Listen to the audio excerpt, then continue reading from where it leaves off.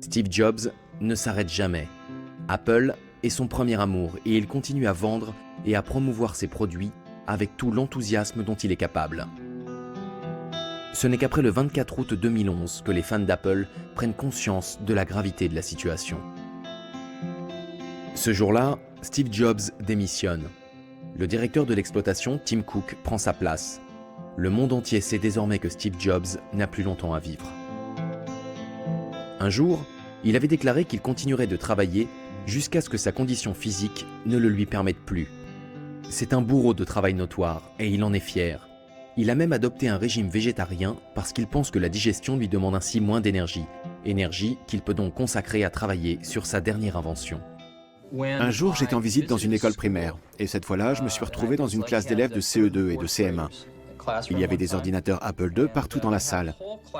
J'ai passé quelques heures avec eux, et j'ai vu ces élèves âgés de 8-9 ans qui avaient une enfance totalement différente de ce qu'avait été la mienne, à cause de cette machine.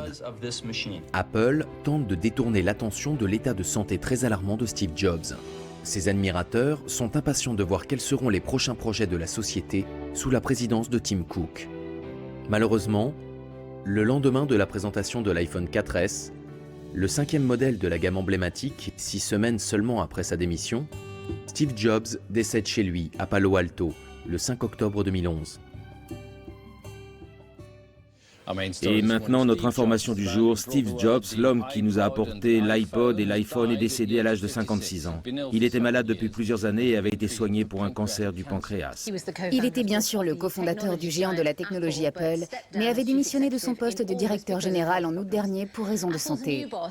Pour le nouveau directeur de la société Tim Cook, Apple a perdu un génie visionnaire et créatif. Les obsèques ont lieu dans l'intimité, le 7 octobre 2011. Les détails de l'organisation ne sont pas rendus publics par respect pour la famille.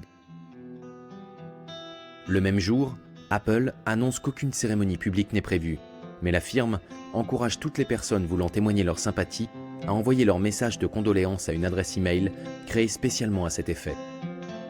Steve Jobs est inhumé à l'Alta Mesa Memorial Park, le seul cimetière laïque de Palo Alto.